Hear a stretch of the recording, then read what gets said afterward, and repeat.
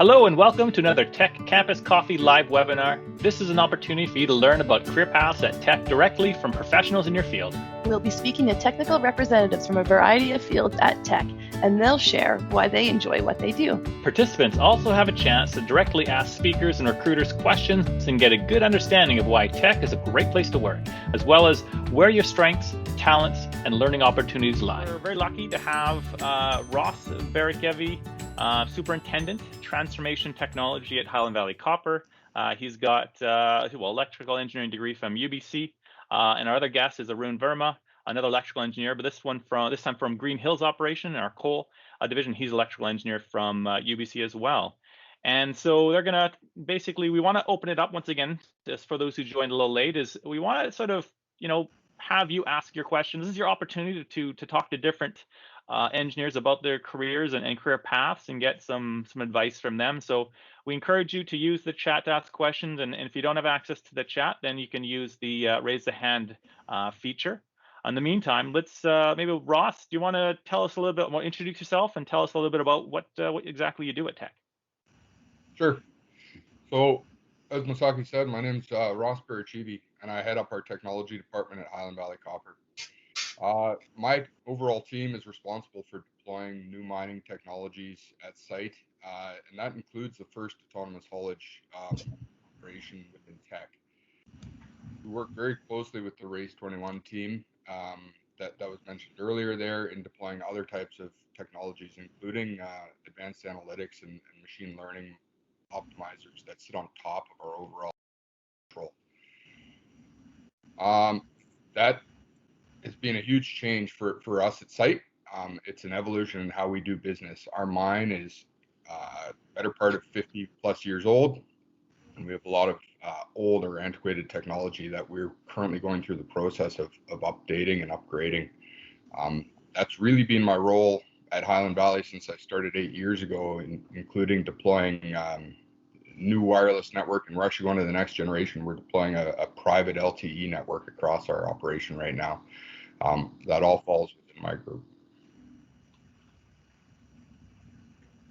Great. Maybe Varun, same question. Please introduce yourself and tell us a little bit what you do. Hi guys, as Masaki said, my name is Arun. I am supporting Greenhills Operations as an electrical engineer. So my group is more responsible on the reliability and maintenance standpoint, and it's very closely related to Race 21 initiatives. So a couple of projects that I'm working right now is to do with drones inspecting overhead lines. And then we have a lot of analytics in terms of power system operations, how we are managing behavior. We have obsolescence planning. We have very old infrastructure. We're trying to bring new infrastructure with new technology initiatives, as well as trying to optimize our ways in terms of lower carbon emission. So we have a lot of initiatives going on in terms of preparing a long-term strategy towards zero net carbon energy, as well as other reliability gains we can utilize from Race 21 initiative. Thanks, Arun. And can you maybe give us a bit of background as to what drew you to Tech? I understand you joined our company, I believe, earlier this year, so fairly new to Tech, and which is wonderful. And yeah, maybe share with the team what and the students what drew you to join our company. Yep, absolutely. So one of the biggest reasons why I wanted to work for Tech was of its diversified nature. So it's not really one specific energy related product or commodity it is based on. It is like we are the second largest exporter of steel making coal. We have copper, we have zinc. So we have a very diversified portfolio. And the other thing is the work-life balance, like the mines are across BC. So right now I'm working at Elk Valley, which is really beautiful. You have a lot of mountains, skiing resources, as well as like working from home. There's an initiative because of COVID situation, companies really flexible to offer employees to work from home for 1 week and work from site on the other occasions. So the work-life balance is pretty good here at Tech, as well as the diversified nature and the Race 21 initiative. So that was the biggest impact on me. Like I'm really interested and passionate to implement new technologies, and that is the initiative that Teck is taking and spearheading in Canada. So that I'm really looking forward to my tenure with Teck for long term. That's great, thanks. Can you maybe talk a little bit more about some of the newer technologies that you're helping implement, and what from a perspective or from your position as an electrical engineer, what does that look like for you on a day-to-day in terms of the new technologies and what you're involved in?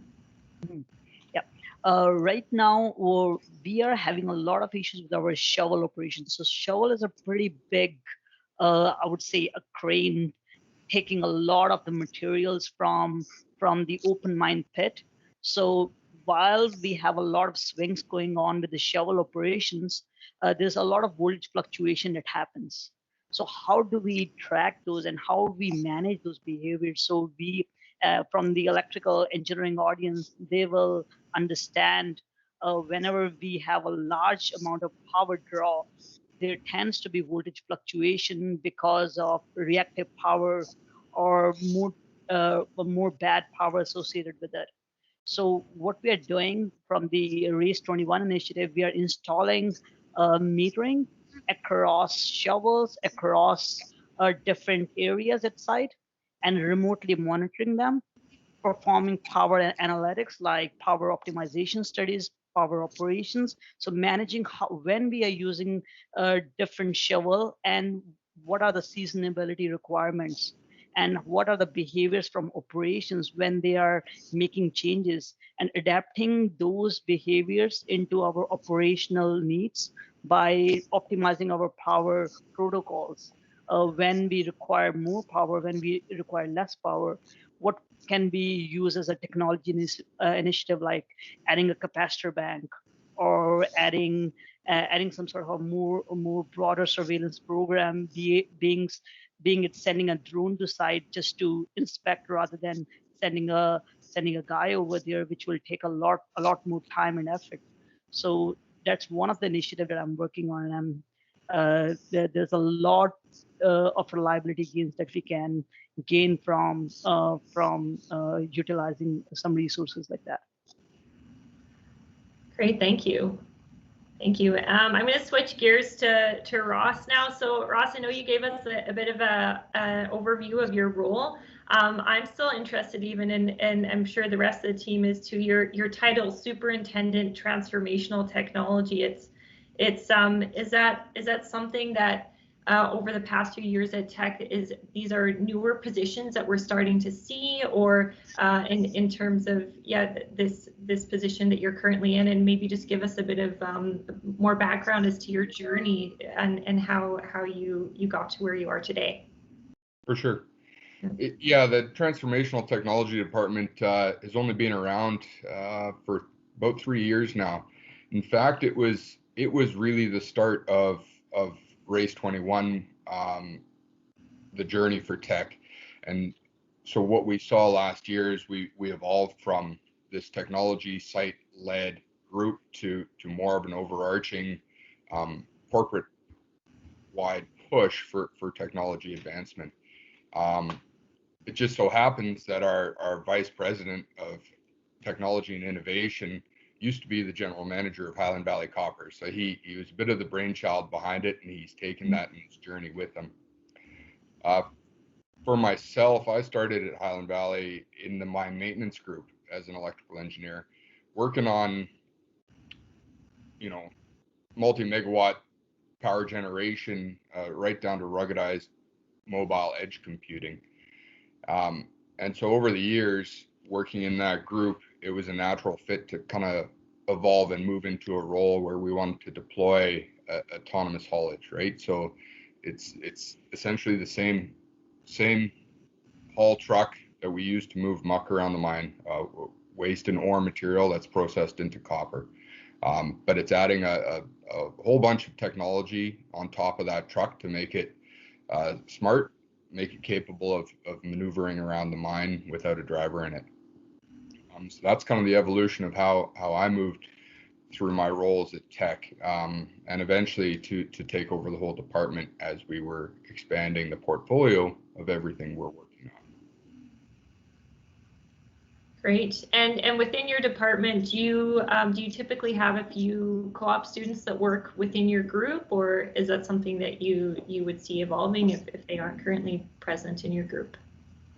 Absolutely. So we've always had at least one co-op student in our group, and that co-op student kind of changes with the terms that go past, right? So we have electrical engineers in our group. We have mining engineers. We have metallurgical engineers. So a whole variety of background to ensure we have the expertise to deliver these different pieces of technology. And we bring in different co-ops depending on what our need is at the time.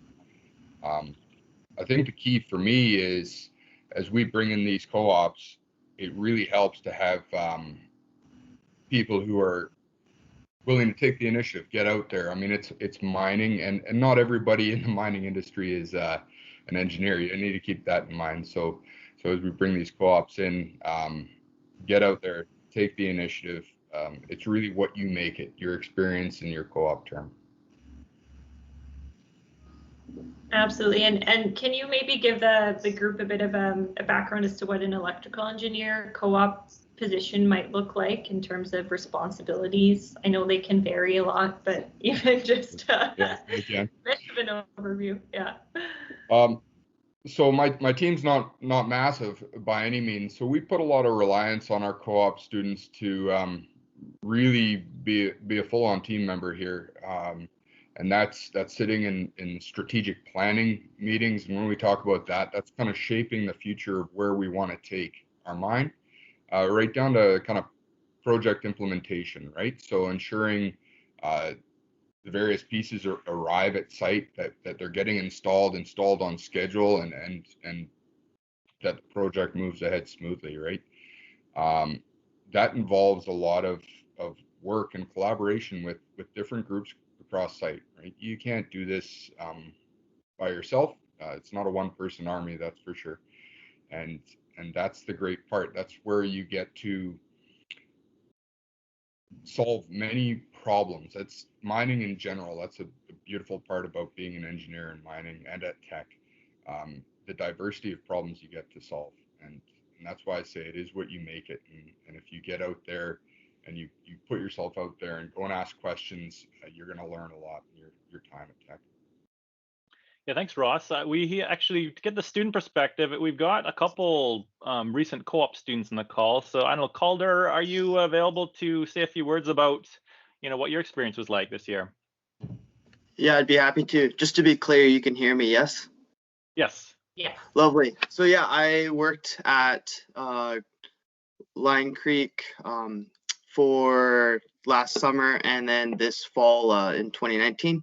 And I was on the digital systems team under Bruce McCarty, and now I believe it's Jason Cedric. And yeah, had a great time, a lot of co-op students. So you had the community and a lot of good friends there I got to work with. I had the honor of working with 2 other co-op students, so that was really fun. And as an electrical engineering student, I was able to help work on a pit dewatering system at Fording. And so when it snowed a whole lot, you get a lot of water in the pit. And obviously with the electric shovels, snow and electricity and water doesn't mix too well. So you want to have a pumping system to get the water out of there. So had a really great time working with a EIT and getting a solution set for that, and really fun to do that. The work involved installation and programming of a PLC as well as pumps for the system, and I wrote a nice co-op report, and had a really great time working for Teck. Nice. What was the experience like with the other students living in the valley there? It was really fun. Yeah, weekends we'd hang out, which was really great. And there were also a few times the team met up outside of work, which was fun. And we had a good time talking and looking at possible future opportunities, which is really cool part about being a co-op student is you can potentially work and continue your work at Teck after you graduate, depending on how things go. But yeah, really, really fun time, and definitely had a great time working with the team. Yeah, it was good. Great, thank you. What yeah. Oh, sorry. I'm wondering what advice would you have to other co-op students coming from your perspective as a student for how to prepare for a co-op position or prepare for work experience? I really think Peter was bang on that. You really got to go after it and really, grasp it. I think if you really throw yourself at the problem and work hard and go after it, I think it's really cool. What's neat about Teck opposed to other employers is that they'll really give you hands-on work and opportunities, like, working on a pit dewatering system, pretty essential and pretty important job and thing to work on. So really cool to have all the responsibilities, and it's great to get after it and take it on. Yeah. Great, thanks. We've got some questions in the chat here, so maybe we'll switch gears to that. So Adam has asked, how much hands-on / on-site work is there compared to office work as a co-op student? Maybe we'll pass that on to Ross. Yeah, I think it depends. It's not representative right now in COVID times. We do balance working from home and at site, but I'd say normally our co-op students get as much time as they want to work in the field and get hands-on experience, right? And that's why I say it's important to get out there, because you can easily get trapped in sitting in the office, but that's not what we want, and that's not what we see a lot of the times, right? So it's important to get out, if you're in maintenance, like I started at Teck, get to the shop floor and you go and find the problems and you help implement solutions, right? We've had co-op students in charge of installing new gantry cranes at site, and that included, I remember this one time, we couldn't get it through and lift it up onto the rails, so we ended up cutting a giant hole in the roof of the maintenance shop and dropping this crane on the rails. And those are the type of problems you need to solve. You think outside the box, and you'd never do that in another environment, but mining's unique that way. Nice. We have another question from David. He's actually a former student. I'm not sure if Arun or Ross wants to take this, but in terms of specializations / aspects of electrical engineering, which are available or most prevalent? I heard mention of high voltage, edge computing, controls. So I have a specialty in controls, and so hence more of my work along the lines of ruggedized mobile edge computing and autonomy and whatnot. But every mine site Teck has runs essentially their own power grid, right? So you need people with expertise in high power applications as well. At Highland Valley, we bring 138 kV in and step it down to 13.8 for our pit loop, and essentially all those shovels Arun was talking about run off their own substations, mobile substations in pit. So there's a lot to do to manage that power distribution system as well.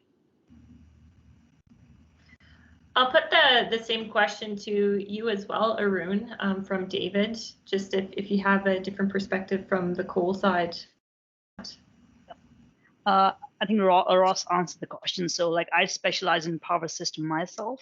So depending on the your interest, you can go towards technology side as well as power system side. Based on my experience currently, I think right now, if you have combination of knowledge of technology as well as power system, that will be a key component for something like Race 21 that we are working on. So right now, the technology exists, and if somebody has power system background, how we can implement that in terms of digital inputs and outputs. How we can get that control piece married with our power system methodologies and come up with some sort of a real-time solution. So that is something interesting. Like I went to UBC like 7 or 8 years ago, and then I learned about like power system operations, and then you have some courses on control system. But here at mine, you're very versatile. You apply, you talk to a few folks on the control system side, you talk to folks on the power system side, and then depending on your interest, you can go any stream, and then you can be a coordination point between both the parties as well. Great, and just further to that, there's another question from Nathan on the chat here, and he's asking, I understand Teck is undergoing a large shift towards Race 21, and as someone interested in mine maintenance, I'm curious how that has affected the daily operations of the maintenance team at Greenhills. Good question. So currently, we are working on deploying multiple initiatives. Right. So one of them is we have one software called Grafana for preparing maintenance strategies towards mechanical issues specifically. Now, one of the issues that I was working on is the line shovel voltage fluctuation issues that drove us to pursue further studies and developing a metering infrastructure for electrical power inputs like your power, reactive power, your voltage, your current ratings, monitoring them real time into Grafana. So that's something new that we are trying to come up with. So we have one-stop shop for all the maintenance strategy point of view, and then conduct power analytics on that. So that will help us identify what are our failure exposures, quantify in terms of financial risk related to it, safety risk related to it, and then prepare seriatim of projects, basically dealing with issues one by one. So by Race 21 initiative, we'll be able to track what are the risks that we are living with currently, what's the financial rewards related to it, and what are the projects and what are the bad actors we really wanted to work with the data availability now. And follow-up question from Nathan here. How can students prepare now so that we, how can students prepare now so that we can positively contribute to Race 21 when we start work with Teck? Sorry, I couldn't read it. It was blocked. So pop-ups come up, right? Yeah, I did the same thing. So I think the biggest thing will be to know what is right now in the market. So learning a programming language will be really helpful, like Python, and learning like how the data behaves, like Excel, learning Excel, how we can do some sort of VB scripting, some knowledge about dashboards, in addition to our engineering core work items like power system. So those will be very good things to be successful in the role. I think the major thing is your passion and your curiosity to work with the team members, your collaborative attitude. I think that will be that will have significant impact on your overall journey with Teck as a co-op student as well as a full-time employee. How about you, Ross? What are your thoughts on that one?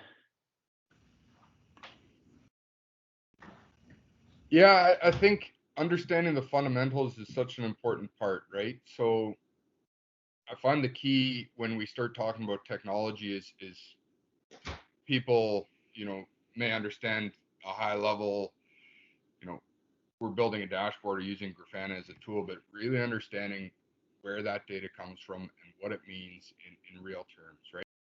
And as an example, is streaming data from onboard our assets, our mining equipment, and that's where the rubber meets the road, right? So as Arun said, to quantify what problems are and what the impact it has on the business, you need to understand that architecture and what that data means. So. Thank you. And to continue on the technology stream, because there's obviously, I think, a lot of interest from students as well, and it's something we're talking about a lot at Teck too. How do you see technology, and this is a question for both Ross and Arun, I think, so maybe we'll start with Arun.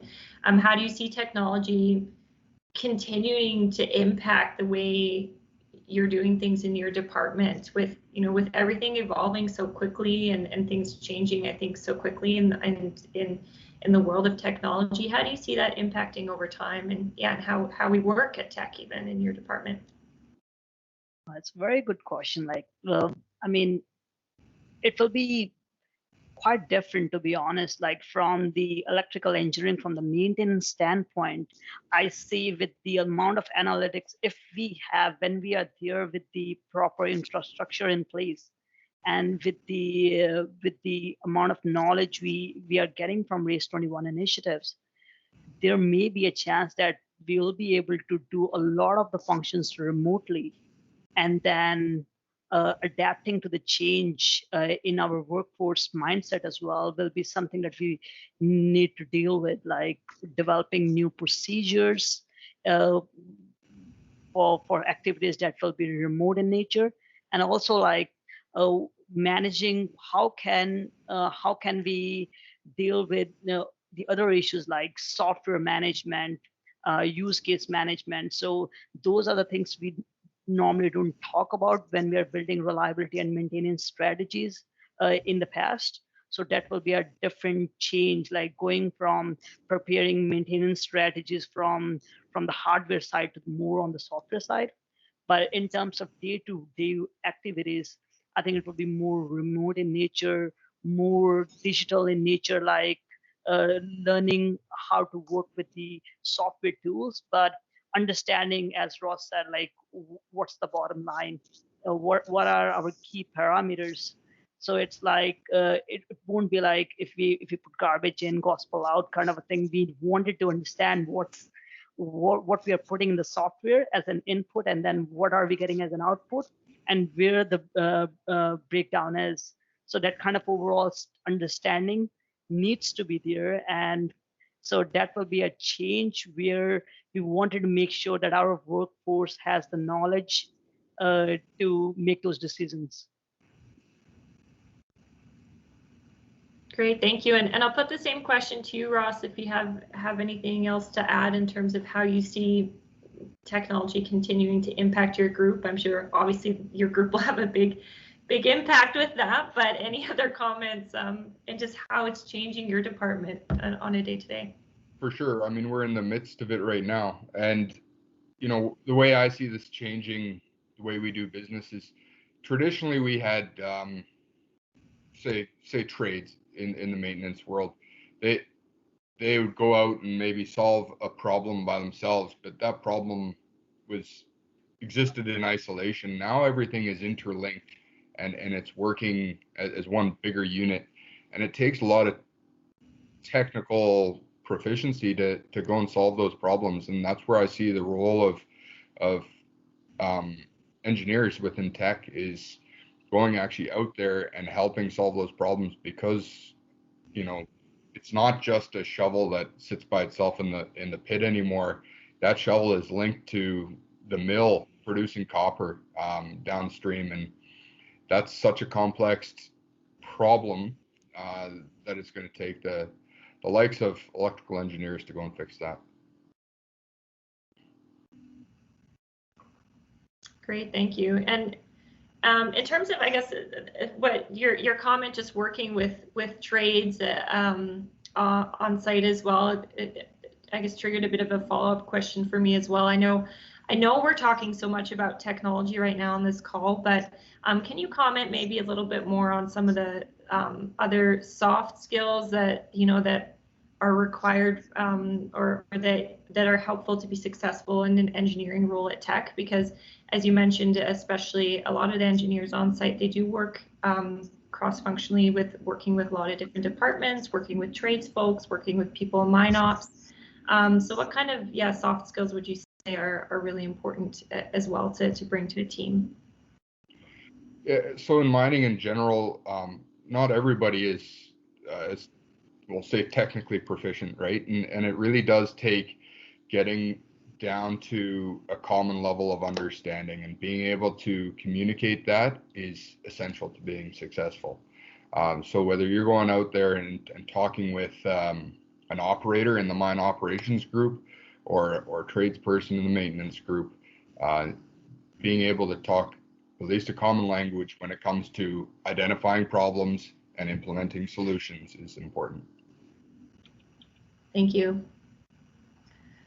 I have a question here from Peter Corbett. Are electrical engineers at Teck involved with cybersecurity as well, or is that mostly computer science or IT? So I can speak a bit to that. It's one of the things that's paramount to what we do, especially with the pace that we're interconnecting everything. So I have been involved in cybersecurity analysis and implementing controls, because it starts even at the hardware level. We do have both an IT cybersecurity department as well as in what we call operational technology. So there's a difference between us running our laptops and teams securely, and there's compared to, say, running a processing plant and all the interconnected PLCs securely. So we actually have a focus in both areas. Yes. Just on this slide, you can read through it as it's up here, but we just have quotes from former electrical engineering students who completed co-ops terms at our sites. And yeah, what we really just want to leave you with is obviously hopefully that you've learned something new about our employees at Teck, the real people that do the work at our operations, and that it's piqued your interest in learning more about our company, and looking for co-op positions or future EIT positions at Teck. We have, I think, a lot of students, a lot of feedback that we get from students that we're really proud of is that they are really excited about the level of responsibility that they get when they come to work for Teck, and that's something that I think Ross and Arun too have really confirmed with explaining to you what a day-to-day could look like within their own groups, and so that's some of the most positive feedback that we get from our students is that responsibility they get. But then some of it is also the lifestyle and some of the schedules that we offer. So maybe just because we didn't talk about that one throughout this chat, I'll put it out to Ross and Arun just to tell everyone a little bit about what, besides the work and all the awesome initiatives that we're working on, what else do you just love about where we operate? Because Teck does operate in some pretty neat places around the world, but obviously we're focused here on Canada. So maybe I'll leave it first with you, Ross, just to tell us what you like to do outside of work and what appeals to you in terms of where we're located. For sure. You know, I went to UBC. I grew up living in Vancouver and the suburbs around, and moving to Kamloops was a huge shift for me. I do love the outdoors. I love that, you know, Sun Peaks is 40 minutes away. I actually walk out my back door right into the trails and go walking with the family and the dog, and just having some space that I didn't get living in Vancouver. You know, going from condo life to you know, having a house and really space for my kids to get out is important to me. Mm-hmm. Yeah, I moved from Vancouver to the Elk Valley, and that was a big change, but I absolutely love it. How about you, Arun? What do you like about the Elk Valley? Your time here so far? Yeah, so Elk Valley is amazing, like in terms of mountain views, wildlife. So the first time I came here for an interview, I see like a lot of like elks going around the mine, and I was like, wow. And the folk who was giving me a tour of the mine, he was just yawning. I was like, wow, that's amazing. And they said like you will see wildlife almost every day over here. And then the scenic is beautiful. Like I love hiking as well as meditating. So it's a perfect scenery. over here. So I'm really enjoying my time right now. Wonderful. Thank you. Great. So, well, so just as I mentioned earlier, we're going to have